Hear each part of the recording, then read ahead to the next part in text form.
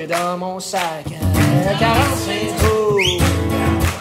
Chanson, lacets, magie, vos trous. Je me prépare à cette guerre depuis l'esclavage de mon père.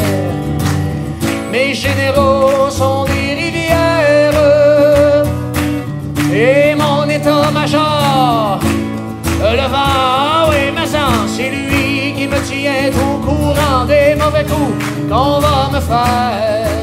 Le gouvernement Charest imposera le bâillon pour accélérer l'adoption du projet de loi 103 sur les écoles passerelles. Pour y arriver, il va convoquer la Chambre lundi prochain. J'en discute avec le président de la Société Saint-Jean-Baptiste, Mario Beaulieu. Monsieur Beaulieu, bonjour. Bonjour. Je suis convaincu que ça vous plaît pas beaucoup, ça. Hein? Non, nous autres, on considère que c'est totalement inacceptable.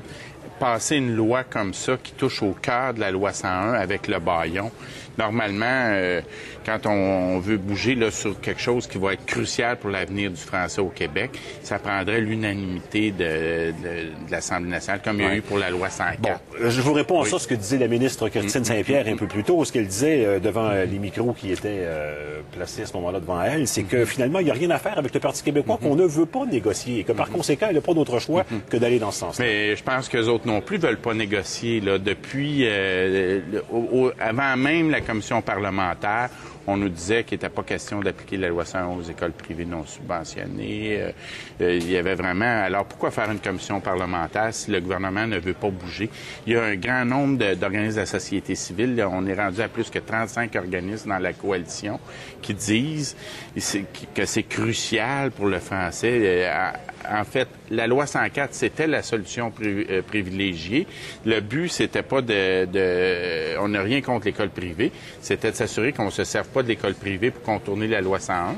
Là, la loi 103, ça vient légitimiter le fait d'acheter un droit constitutionnel de contourner la loi. Là-dessus va rejoindre exactement ce que dit Mme Saint-Pierre. La solution idéale, c'était la loi 104. Sauf que la Cour suprême dit on ne peut pas vous permettre d'appliquer la loi 104. Il faut faire autre chose. Et ce que propose la Cour suprême, c'est ce qu'adopte Mme, ou ce que veut faire adopter Mme Saint-Pierre. Ça n'a aucun sens. La Cour suprême d'une autre nation vient nous imposer, vient défaire une loi votée à l'unanimité par l'Assemblée nationale en vertu d'une Constitution qu'on n'a jamais signée, que le Québec a toujours refusée.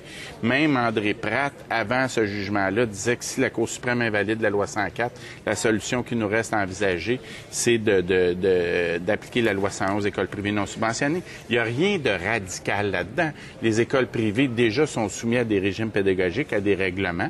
Alors là-dessus, il y aurait eu espace à négocier puis à s'entendre, mais pas permettre à des parents d'acheter le droit de violer la loi 101. C'est complètement inaccessible, inacceptable. Au moment où le français est en déclin rapide à Montréal, on n'a pas besoin d'affaiblir la loi 101 encore plus. Pour réaliser ce que vous proposez, il faudrait par contre recourir à la clause dérogatoire. Pas nécessairement.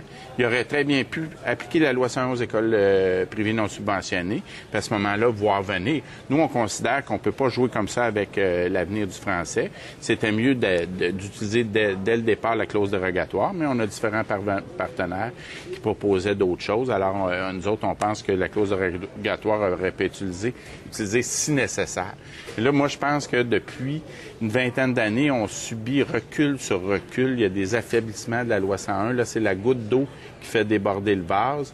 Alors, on invite la population à manifester lundi soir avant qu'il y ait l'imposition du bâillon à 18h devant les bureaux de Jean Charest, près du métro McGill, angle McGill et Sherbrooke. Je pense qu'il faut être des centaines et des centaines, sinon des milliers, à venir manifester notre colère parce que c'est vraiment inacceptable. Ouais. Le gouvernement a présenter sa loi à la toute dernière minute.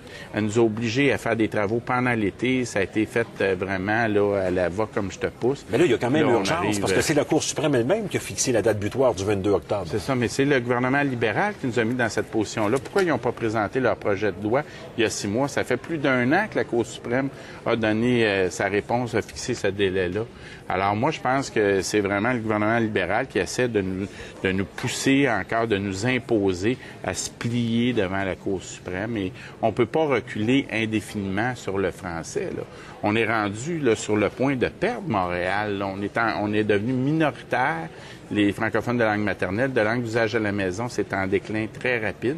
Toutes les études prévisionnelles arrivent à la même conclusion. On s'en va vers une minorisation des francophones si on laisse les choses comme elles sont là. Alors, on pense qu'il est temps de se mobiliser partout au Québec puis de vraiment en arriver à une réforme, un renforcement de la loi 101. Mais bon an, mal an, il y en a combien là, de ces jeunes qui passent par les écoles qu'on dit passerelles, qu'on voudrait éviter? Avant la loi 104, pendant 12 ans, il y a eu un déclin qui mis ensemble, arrivait à 2 de toute la population scolaire qui était allée vers les écoles anglaises. La dernière année, en 2002, c'était 1400 élèves qui avaient passé par cette brèche de la loi 101. Il faut compter aussi qu'à par la suite, c'est leurs frères et sœurs qui ont le droit et leurs descendants.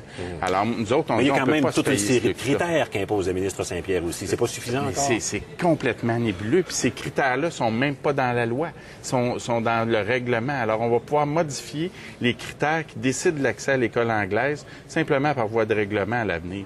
Alors, c'est un affaiblissement majeur de la loi 101. Il ne faut pas accepter ça. Il faut se mobiliser. Alors, manifestation donc lundi soir. C'est ça. Merci, M. Beaulieu. Au revoir. Au revoir.